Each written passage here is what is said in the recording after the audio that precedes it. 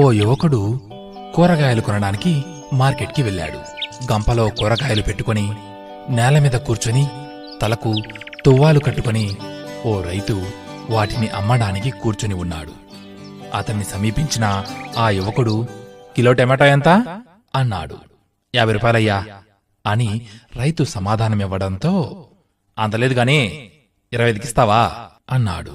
మాకు గిట్టుబాటు కాదు బాబు, పోనీ 45 రూపాయలు ఇవ్వండి అన్నా ఆ రైతుతో, కుదరదు, పక్కనే ఉన్న దుకాణంలో ఇస్తున్నారుగా, నువ్వెందుకివ్వవు? ఆఖరి మాట 35 రూపాయలకి ఇస్తావా? ఇష్టమైతే ఇవ్వు, లేదంటే లేదు అన్నాడు. వాస్తవానికి ఆ రైతు వద్ద కంటే కూడా పక్క దుకాణంలో ధర ఎక్కువే. ఇక ఆ రైతు, అయ్యా 40 రూపాయలైనా ఇవ్వండి బాబు అని బాధతో అడిగాడు.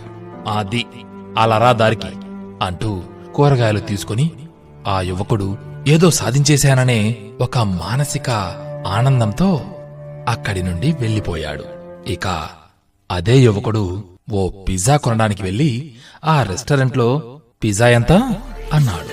సార్, ఇట్స్ 270 ఇంక్లూడింగ్ ట్యాక్స్ అని సమాధానమివ్వడంతో, ఓ ఇట్స్ ఓకే, ప్యాకెట్ అని 300 రూపాయలిచ్చి ఆ చిల్లరను టిప్పుగా నువ్వే ఉంచుకో అన్నట్టు తన నవ్వుతోనే చెబుతూ అక్కడి నుండి హీరోలాగా బయటకు వెళ్ళిపోయాడు.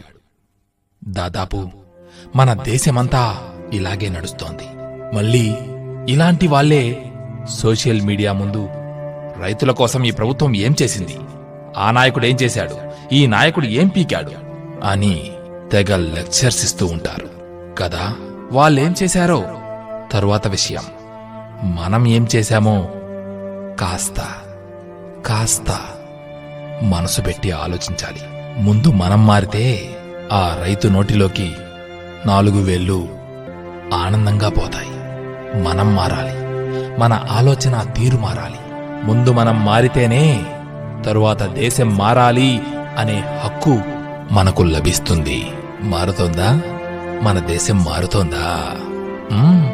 మారుతుంది, మన దేశం మారుతుంది.